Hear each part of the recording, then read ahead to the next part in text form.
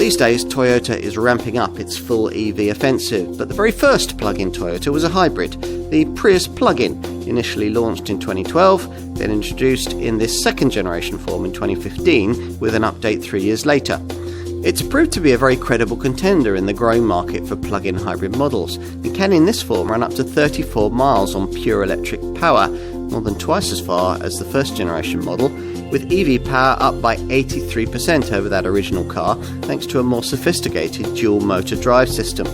It's the faintly unbelievable WLTP rated figures though that could sell you on this car.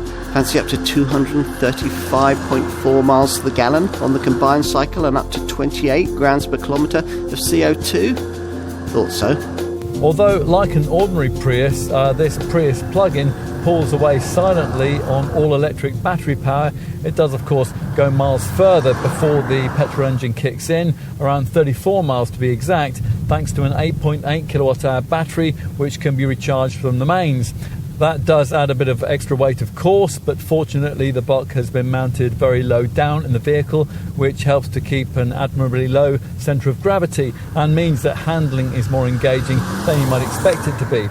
Via buttons on the centre console, you can switch between hybrid, HV and all-electric EV drive modes. For HV use, there's a further battery charge setting which uses the engine to generate electricity to charge the battery, and in EV you can switch to a further EV City setting which assists with urban frugality. The Prius plug-in also offers 3 more conventional drive settings: normal, power and eco, which you can flip between depending on whether you want to prioritise performance or economy. Prioritise economy, and the official WLTP combined cycle fuel figure is up to 235.4 mpg, with the top CO2 figure up to 28 grams per kilometre. What about charging? Well, this car comes with 2 different types of charging cable, one with an ordinary 3-pin plug and another Type 2 cable which is compatible with home wall boxes and with public charging points.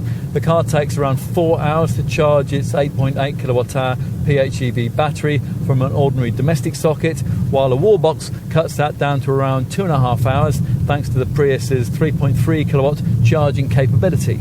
Toyota's decided to make this plug-in Prius look a bit different to its self-charging showroom stablemate. Here at the front, changes to this PHEV variant include prominent acrylic grille treatment flanked by thin, ultra-compact 4 LED adaptive headlamp units. These vertical corner daytime running light strips which flank the fog lamps, they're unique to this plug-in variant too. The rear's also a bit different. The cross-sectional shape of the double bubble rear screen is carried into the curve of the rear spoiler. Inside there are fewer changes over the standard hybrid model, although the dual 4.2-inch TFT meter in the revised instrument panel features PHEV specific graphics. As usual with the Prius, there's a clear structural arrangement of layered information which places the driver's meters at a distance and the displays closer at hand.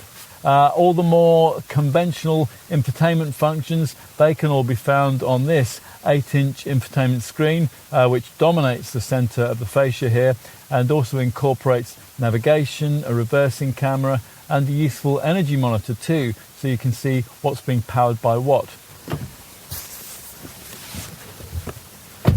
In the rear there's seating for 3, which we only make a point of saying because earlier versions of this second generation model inconveniently only gave you 2 seats separated by a centre console.